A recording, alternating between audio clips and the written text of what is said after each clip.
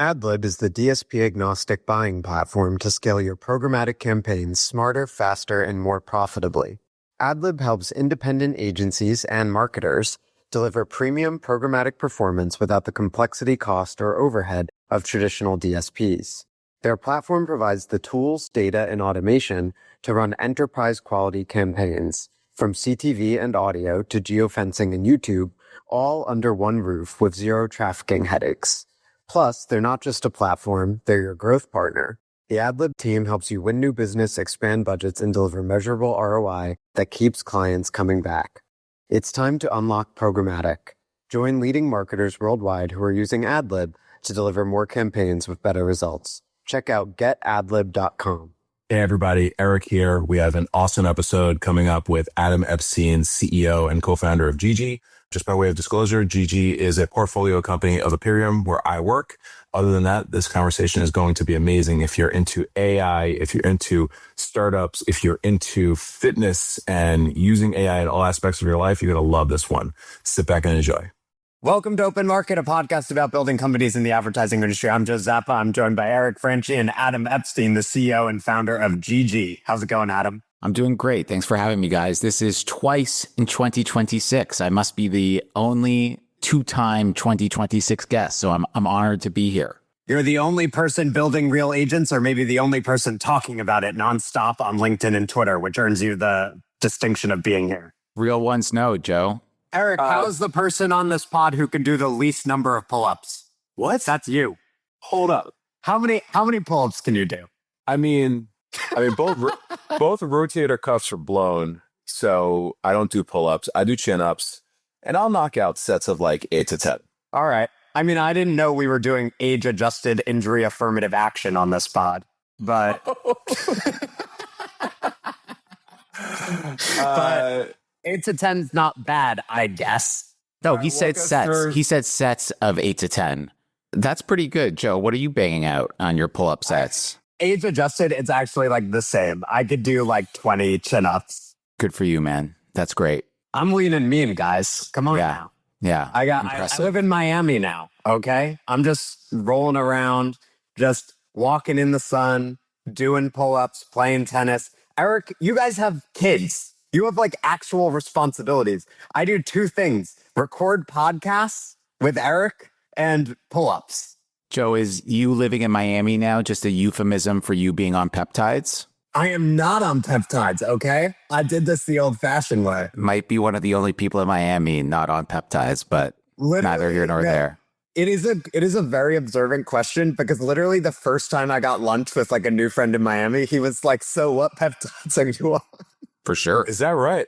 Yeah, apparently everyone down here is on them. Adam, talk to us. You were just seen knocking out sets of effortless pull-ups in the park in a beautiful live-in outfit. Talk to us about the fitness routine. So I was hoping to get to the how AI pilled are you in your real life?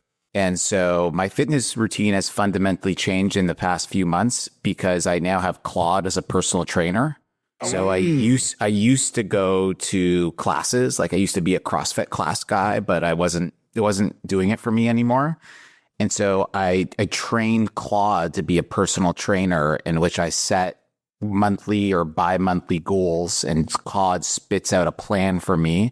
And I just show up to the gym like a psychopath, talking to Claude, logging my weights and reps and saying like, what's next? Give me feedback. What's better form? And so I'll do a push-pull leg day with Claude at the gym. And I like to cycle when the weather is nice in Toronto, which is about 4 months of the year. So I'll do push-pull leg at the gym and cycle 3 days a week. That's awesome. So you're recording yourself and uploading the videos to Claude, and it's giving you... No, I'm just logging. I'll log and I'll say like, I'm getting pretty tired. Like, can you like give me guidance on form for this exercise as it particularly gets heavy?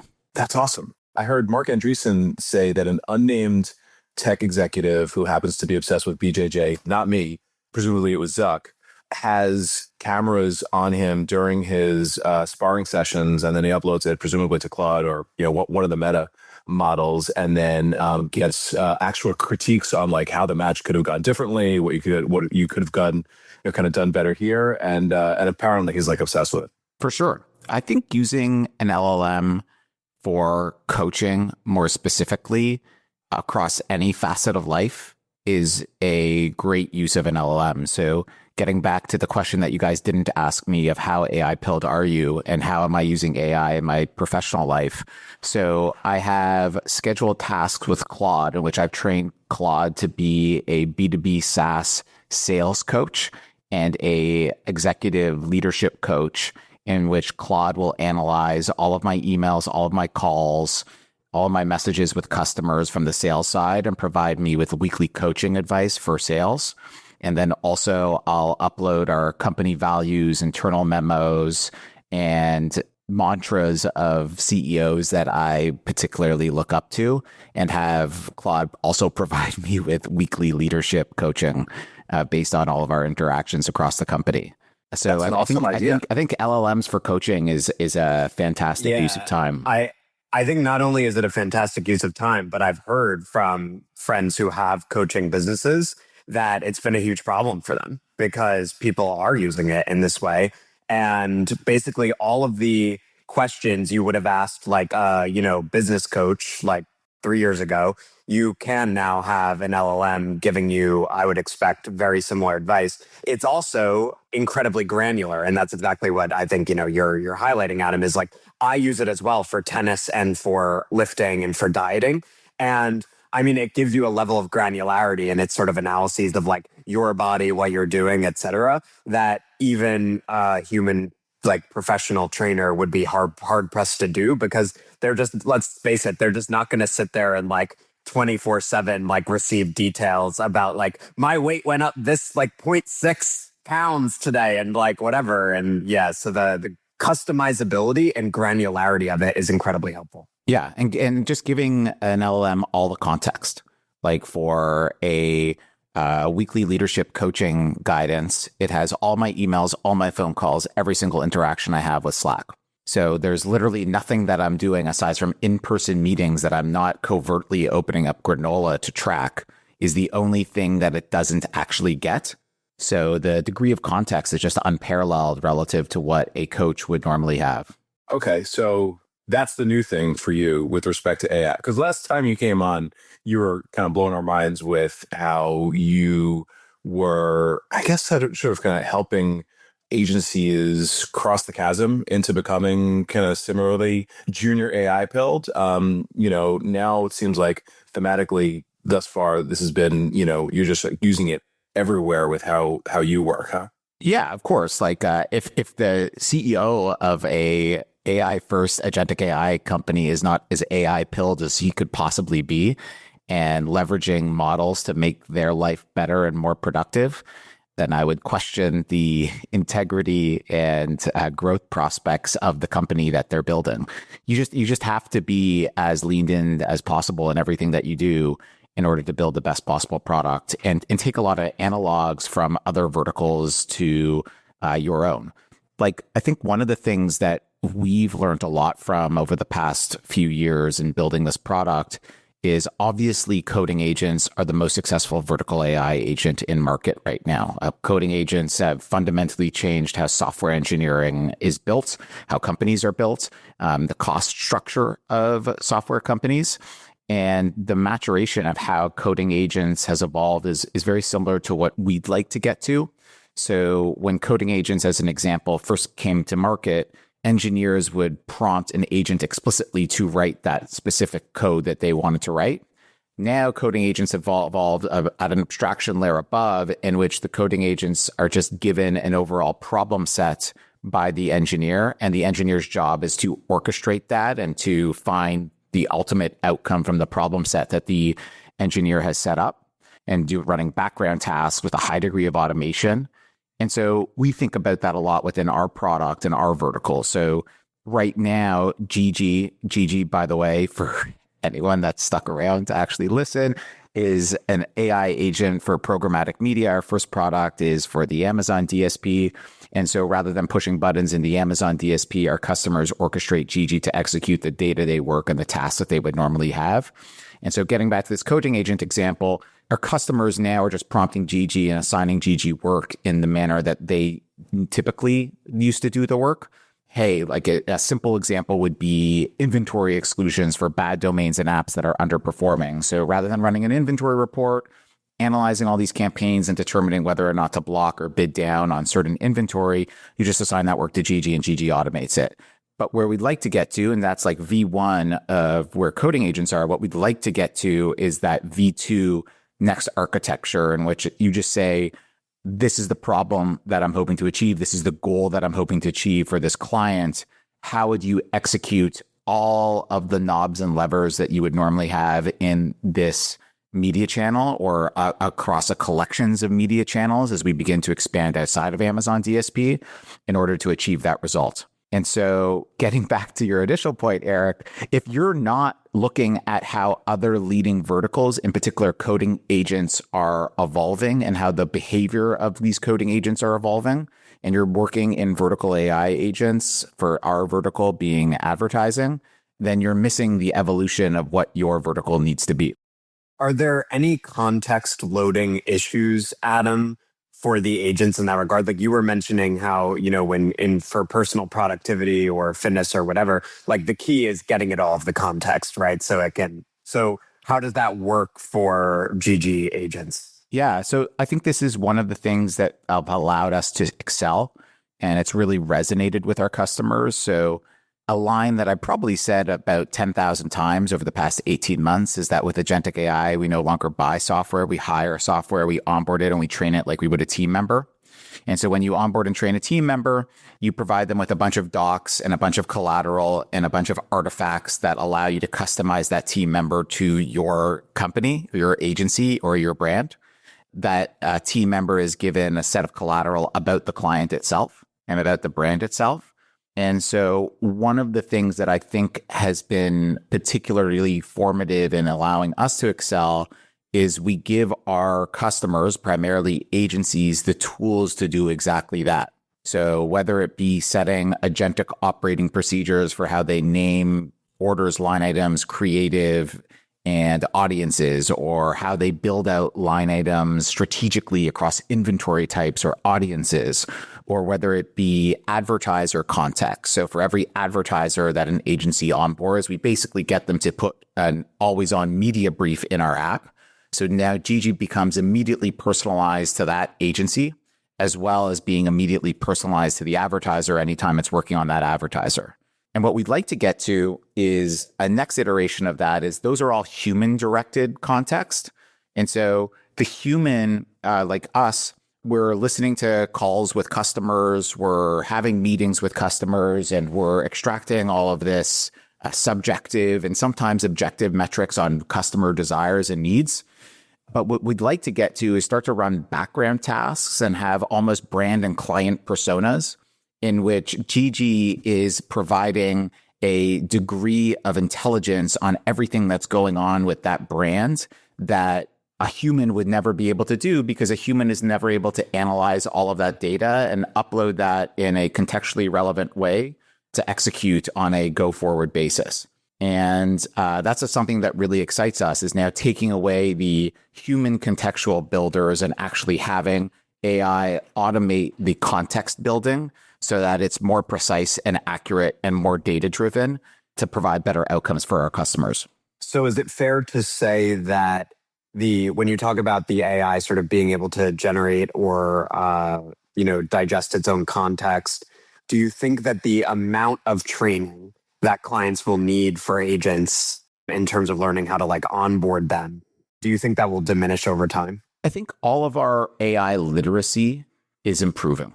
Across every single person that we work with, AI literacy has gotten significantly better.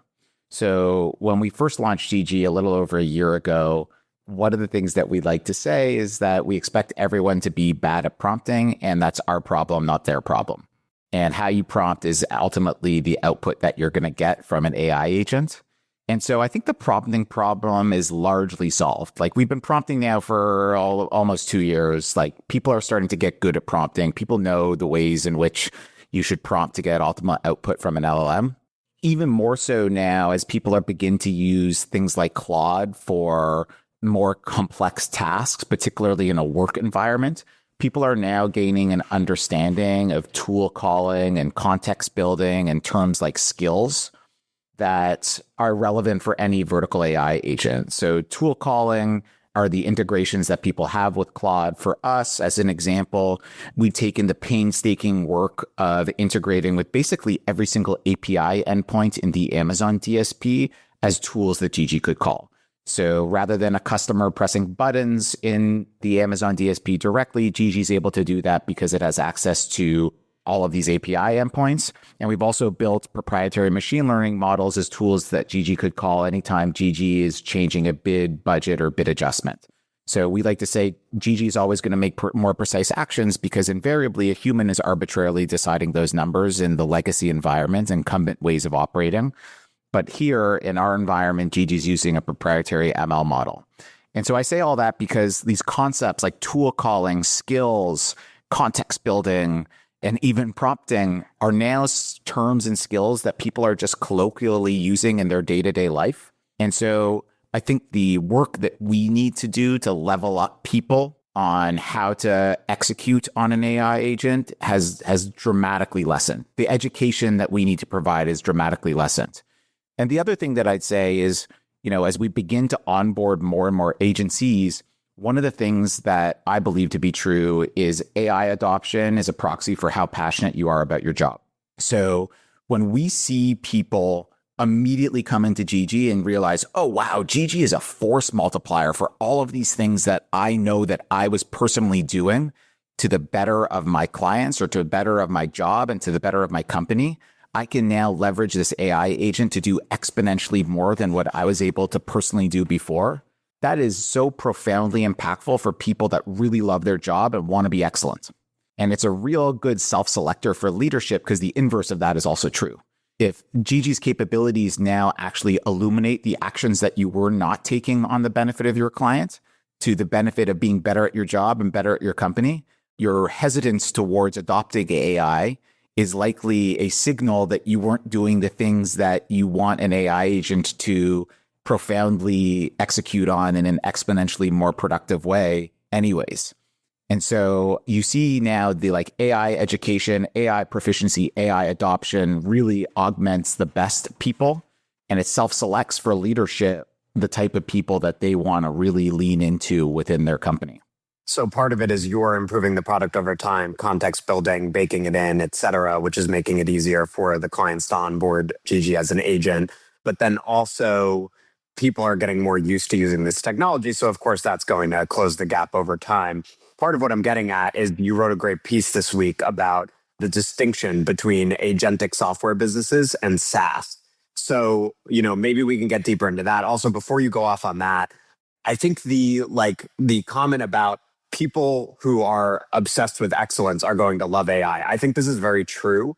I think it's very interesting in coding versus marketing because I have developed and it's evolving all the time, a very ambivalent attitude about AI and marketing, where on the one hand, I use it constantly and I'm a huge proponent of it. And you and I went back and forth about this recently. And then on the other hand, I also see so many people using it so poorly, right? And doing such slop on LinkedIn that I'm now it might be a huge advantage again just to do human content because so many people are using AI poorly in this context in a way that maybe doesn't relate to coding as much as it relates to marketing. But that doesn't mean you don't use it for marketing. Again, I still use it all the time.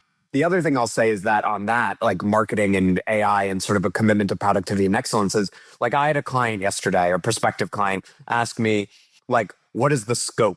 And I'm of course I gave him a scope, but he's like, how many white papers do I get? How many blog posts? And I'm like, I've never pushed back on a client on scope, right? I think in the AI era, they, especially because we don't have, we're not paying for the token usage or whatever, which again, you can get into, there shouldn't really be limits. Productivity has become much less of a barrier. And I think if you have a marketing agency, to talk about my part of the universe, where they're you only get 2 blog posts per month or something like that, I'm fire them. Because they should be able to leverage these tools to be more productive on your behalf, especially if you're okay with AI usage.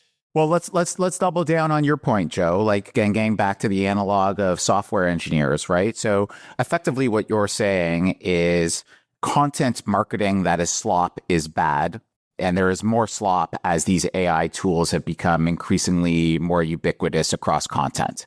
And so people are not proofreading their work, or rather, people are not doing the work up front, whether that be actually writing your work or developing skills with your AI agent so that it has your voice, and then editing it once you realize it's not in your voice or in an AI's voice.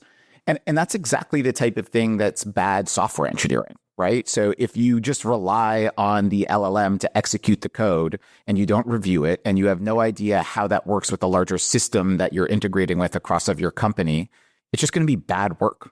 It's going to lead to a less productive team. And it's not out there front and center where it's saying like, I'm submitting AI slop, but a good engineering leader is going to realize, oh, okay, like Joe, you just submitted AI slop as a PR. Do you know of all of these changes and the effect that it's going to have on the broader system as a whole? And so it's clear that like the folks that use this in a very lazy capacity are the folks that weren't great and passionate about their job to begin with. To the extent that they're just using AI to produce more slop, well, that's a very bad signal. Yeah, it's about the context building and the prompting. Eric? Yeah.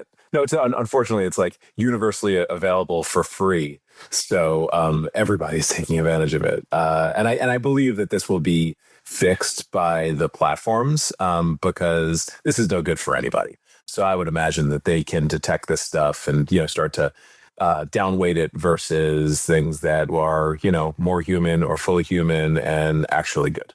Maybe. Well, but it maybe. Yeah, like I'm not. I agree. these platforms win on engagement, not on taste and quality. And the LLMs are optimizing for engagement. They'll give you the hook that is going to get you the most possible engagement, and the sliced up, very small, choppy sentences are the easiest to digest in one line on LinkedIn. Like that's not necessarily. I was doing it before the LLMs. Like again, Sure. like Adam's making a point, right? Like this is how copywriters used to write for LinkedIn. Was you would have the hook to make sure, the broetry. You have the hook to make sure someone can immediately understand what you're saying and that you're making a point that's going to get their attention. And then you keep it like scannable and digestible. The problem is now it is proliferating at such a rate that it's like I, as someone who used to write like that, I'm like, oh my God, like F this, like I don't need to see like another take on Publicis LiveRamp that's like been horribly crafted by AI. But what you guys are saying is exactly right, because it's like the problem is mediocre marketers or people who are not marketers or not writers. The problem is they are using it. And it's like, you might be a very smart executive or CEO or whatever, but you're not a writer, right? But now you're like, someone on Twitter had this hilarious like joke the other day that was like, all you people who like couldn't write a coherent sentence before are now writing like 8-paragraph LinkedIn posts, like in the style of like a novelist. And it's like, we all know what. Yeah, it was Gareth. Yeah, it was so good. Glazer. Yeah, that was a hilarious line. And he's right. Yeah, like, because I know him. He's the type of CEO like Adam who would always write, right? Like always shared their thoughts. But now people who have no thoughts are using AI to generate them. That's where we're getting ourselves into trouble. So that's about nothing. But I think like Adam's point that ultimately, like across coding and writing, the people who are doing the context building and like the effective prompting and so on will create better work, and like the cream rises to the top. I do think that's true. And then the question just becomes whether you're a software CEO or a marketing hack. It becomes like, how do you set up the people you're trying to help with all this stuff to be successful? Yeah. And one of the things that we've done in our engagements with agencies is we've worked with them to celebrate the work of the people that are most leaned in. So there's a bit of carrot and the stick, right? So basically our customers, the primary mechanism with which our customers use our product is through these things called tasks. You assign Gigi tasks, Gigi does the work, you either accept the work, you review the work, you can automate Gigi's work, all of that. And so we have this thing that we give to agency leaders. Maybe I shouldn't say this to actual practitioners that use our product, but all of the execs that use our product get a little dashboard that shows their task acceptance rate across their entire team. And invariably, across most of the agencies that we work with, the top team members have the highest task acceptance rate because they're the ones that are reviewing the work, that are acknowledging that this work is going to be better for their clients and getting better outputs and having happier customers. And so we've said to our agency customers, don't say, accept more tasks with Gigi. Like, why aren't you accepting your tasks? But celebrate the people that have really leaned in. And not just celebrate them, but like we've worked with them to, send them swag. We've worked with them to do shout outs in shared channels. And I think one agency leader that we worked with said, we need to architect a way to showcase to our team that the best way for them to advance their career is to be using products like this. And this individual person is on an upward trajectory because she's so advanced in using Gigi to the benefit of our customers and our agency. And so I think that's the new approach that we've certainly gone down, is just celebrating the people that have leaned in and providing a framework for our agency leadership that's using our product to analyze their performance to the better of their customers and company.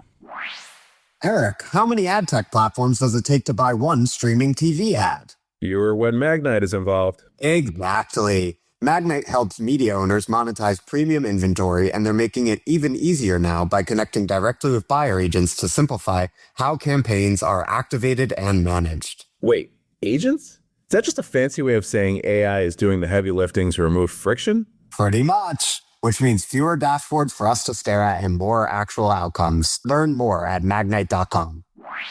There's such a consultative component of what you're describing, Adam, that does make me realize like there are parallels between, my business, which is an agency, and yours, which is a software company, in ways I hadn't previously grokked. But I wonder how you think about that in the context of company classification, because historically to SaaS companies, like having a significant consultative component has been anathema for valuation reasons and durability. But then I also think about something like a Palantir, right? And the forward deployed software engineer thing. So it's this has been done, and the reality is many software businesses have had a consultative component. Just curious how you've been navigating that question.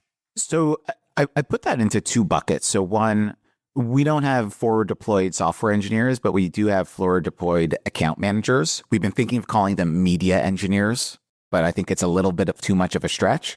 I floated it by our top account manager, and she wasn't loving media engineer, but maybe Harvey, one of the leading AI agents for law, called them legal engineers.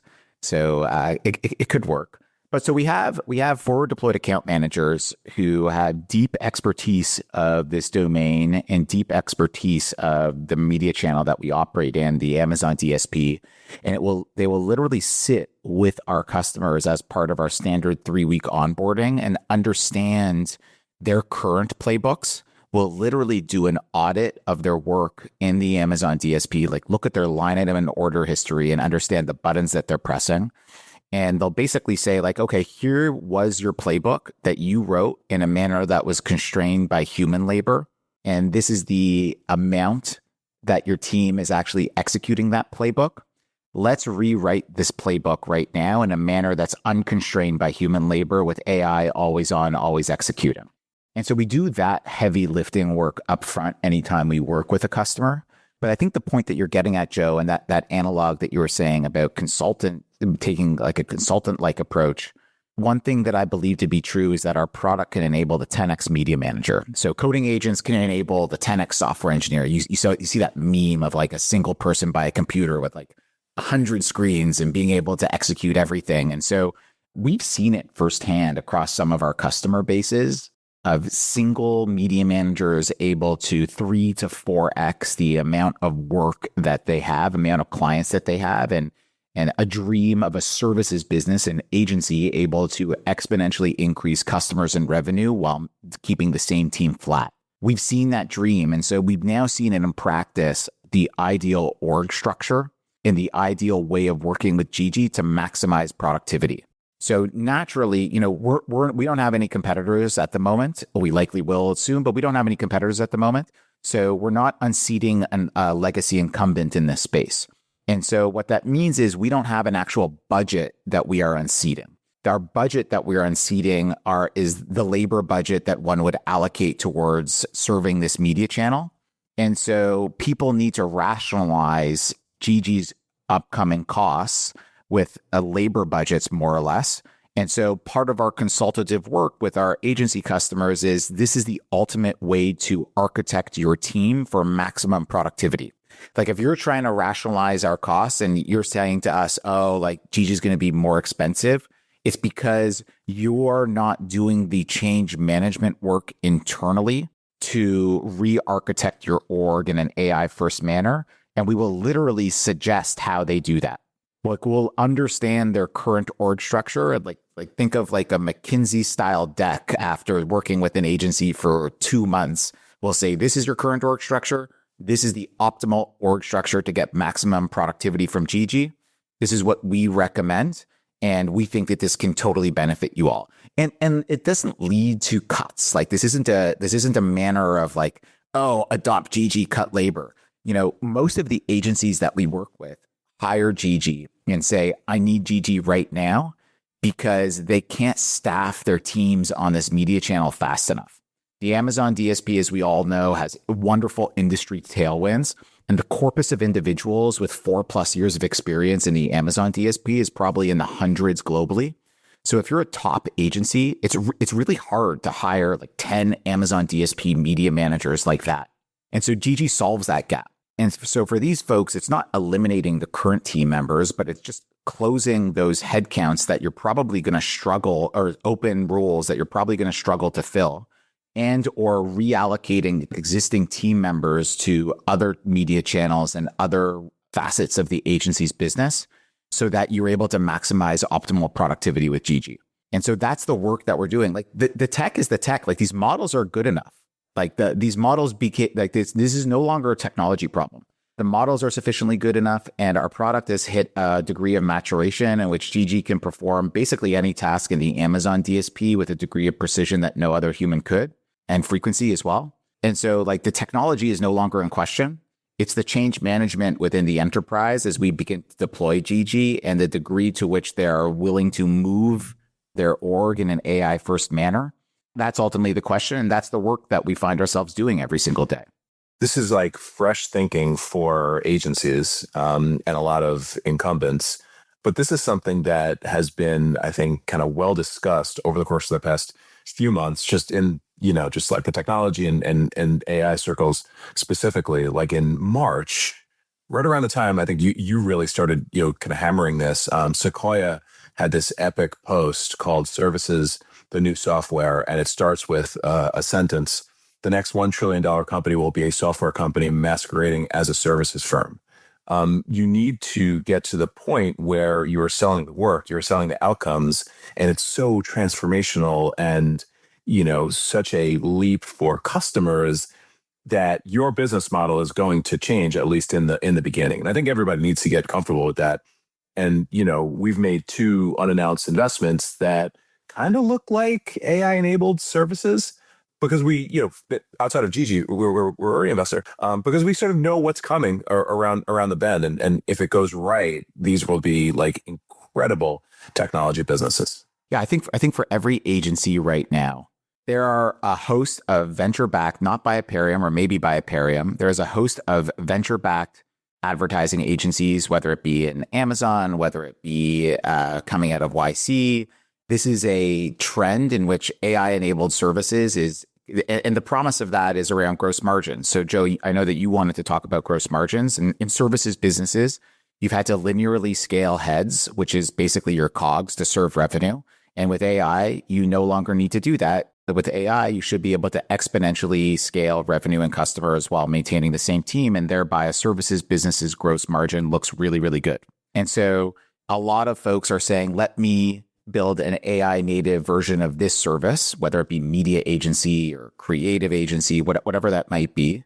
And the bet that those companies are making is effectively saying, I can grow customers and deliver outcomes to my clients in a better way, faster than you, the incumbents, can transform your org structure. And our bet that we're making, at least, is saying to the agencies that we work with, let us enable you to transform your org structure so that those AI first upstarts can't compete with you or won't be able to compete with you, and you'll be defensible in the same ways that they are. And they'll struggle to gain the trust, credibility in your space like you've taken years or decades to build. Who loves this and who's the blocker? Like when I hear your pitch, I think like you're looking for like the AI pilled CEO is like the one who's going to be like, hell fucking yes. And then you probably have some really annoying, like conservative middle manager who's like, I don't want to do something new, who's like, no, but what does it look like?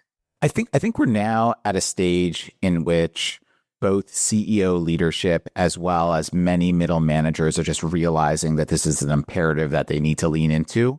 I think that there was initially friction around middle management in particular about onboarding these new products, and particularly the work that's required to onboard these new products. Like training and onboarding Gigi is a non-trivial task. We have a pretty intensive 3-week onboarding program that if you're not committed to it, it's not going to lead to optimal results, or at least we won't even deploy Gigi unless we've done a proper onboarding. So there's a non-trivial amount of upfront lifting to customize and deploy this enterprise AI agent in a manner that fits your agency. I've generally speaking found that leadership and functional leadership, like exec leadership and functional leadership, are now aligned. The things that are blockers per se are exactly what we just mentioned, are the folks that are not adopting AI at the boots on the ground level, the folks that are ambivalent towards their job, are not realizing that this is a force multiplier, and are just fine with the status quo and their current ways of working. And so what that means is that when the functional leadership canvasses their team and is like, whoa, like, should we roll out Gigi post-pilot and commit to this long term? Effectively, what we see are the agencies with suboptimal media managers to begin with are the ones that are pushing back. And those that are unbelievably leaned in and super high conviction and realize the impact that this can have are like 2 massive thumbs up. And so one of the things that I believe to be true is most of our customers, as I mentioned, are not customers who are hiring Gigi and immediately cutting staff, but are rather growing too fast. They're unable to meet the demand for their services with the human capital supply that they can naturally build, which is hiring and training people. And so in effect, we bridge that gap with token capital to meet that demand. So the combination of human capital and token capital allows them to meet the demand that they have for the customers and grow and provide high-level client services to their customers in the manner that it's allowed them to excel. Now, the thing that I think is really powerful here is that this is a positive feedback loop. So everyone in AI right now talks about loops. So there's now a positive learning loop in which the highly skilled, highly trained, very effective human capital is able to deploy an AI agent at scale to the benefit of their customers and continuously improve on those workflows.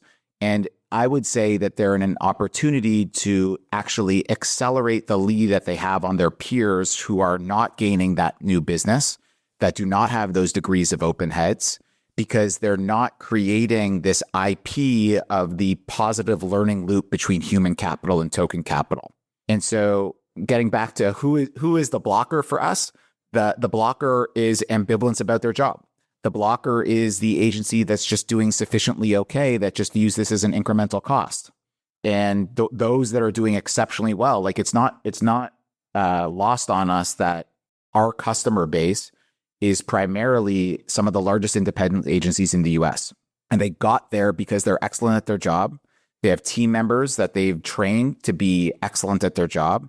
And they have a lot of happy customers who are telling more customers to come to that agency. And that's where we're winning right now, is at the best possible agencies. And we feel so fortunate to be in that position. And I'm only able to qualify this because I've now seen Gigi deployed across a broad spectrum of customers. And these are the common characteristics that we see of success. Gigi is for the dogs. Gigi's the real ones know, Joe. Real ones know.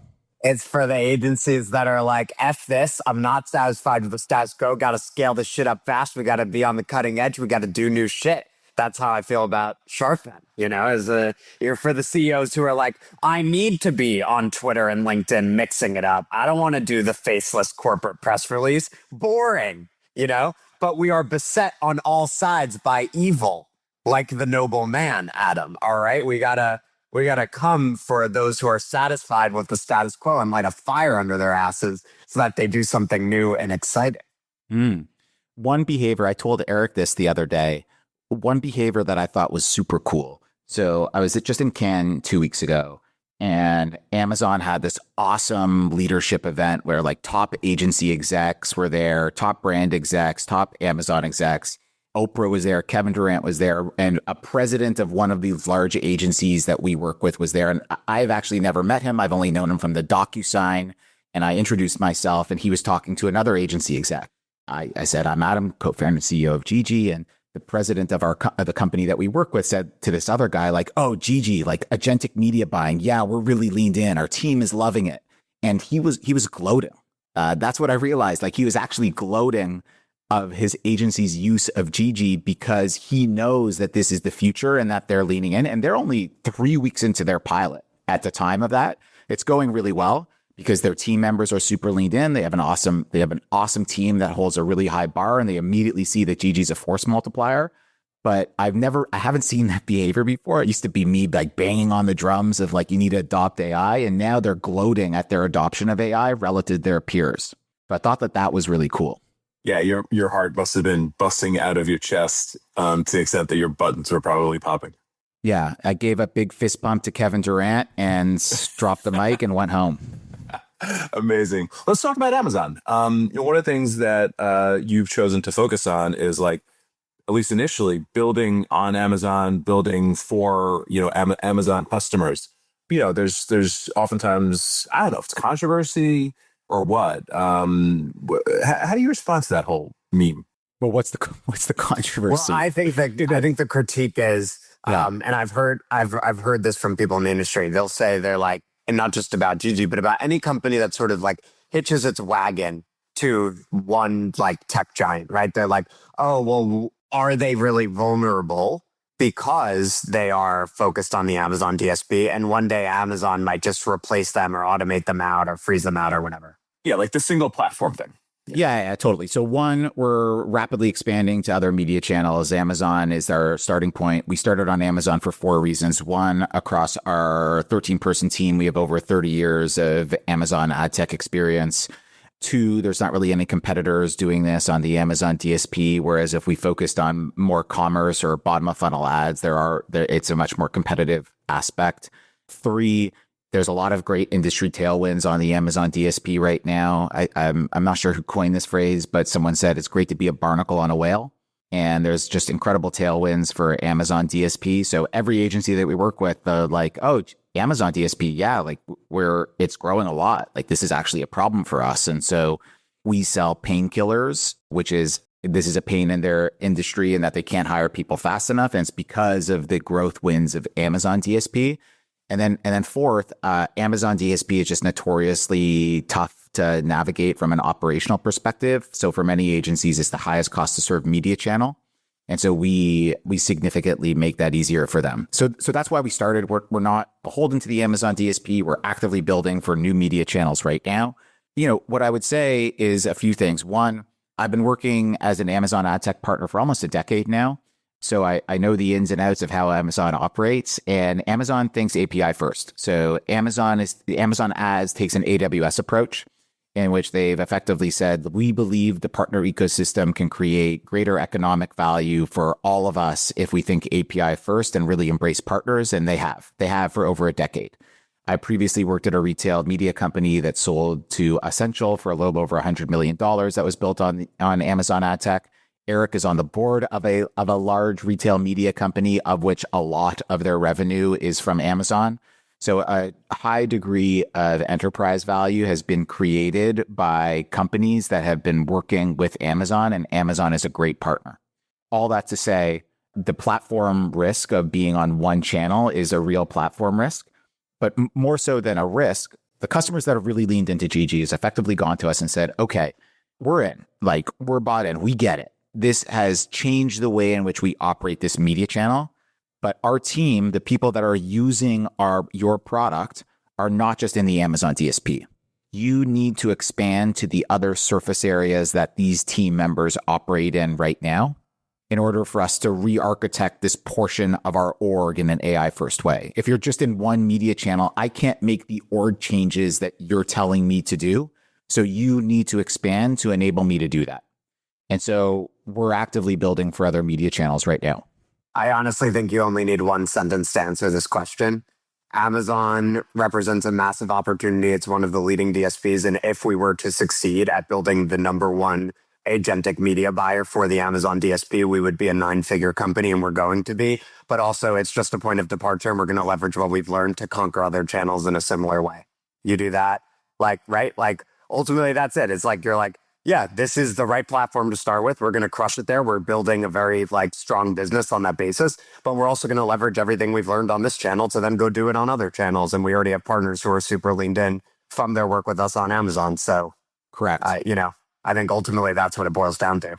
Eric, you take Joe's investor pitch to platform dependency. Yeah. I mean, it's always something that we think about. We've passed on companies for that reason, but I think Joe put a nice bow on the walkthrough that you did in terms of why this specific one is so interesting at this moment in time and in the future, and it gives you a great platform to build from.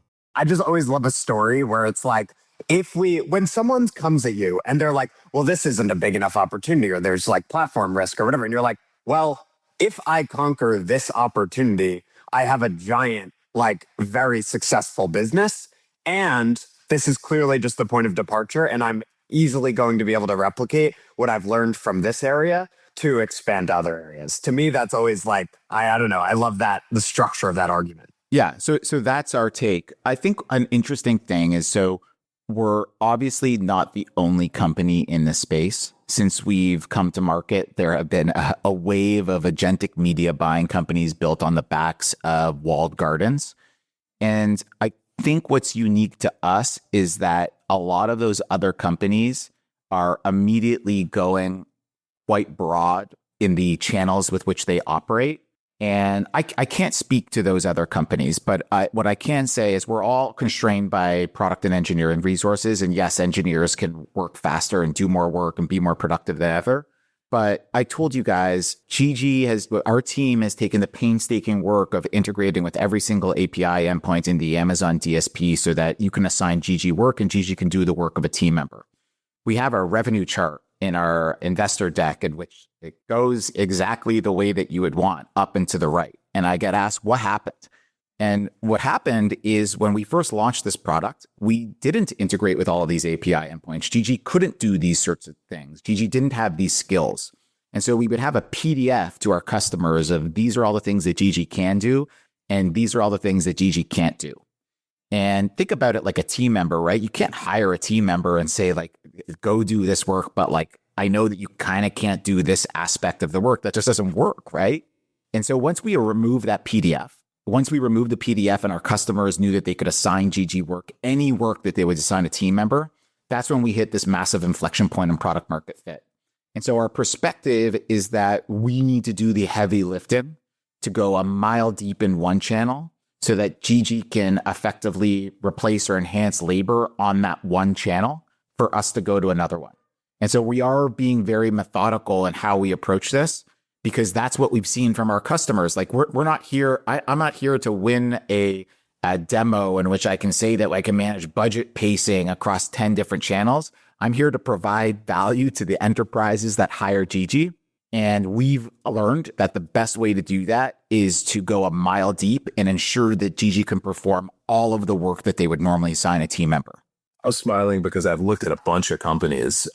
Corey on our team, Corey Farrago, who we've had on the pod, he's even created an acronym, IMPs, Integrated Marketing Platforms, just to have a word, because there is an ecosystem building. And I'm smiling because, when you painted that picture, I was like, the other ones before you said it are kind of inch deep, mile wide, right? Because they're trying to be a layer on top of every API based platform. And to your point, it's budget pacing today, performance optimization tomorrow, but it's like super hard to do this across, platforms that have their own, wildly varying idiosyncrasies. So it makes a lot of sense, and it's not surprising that the revenue revenue doesn't lie.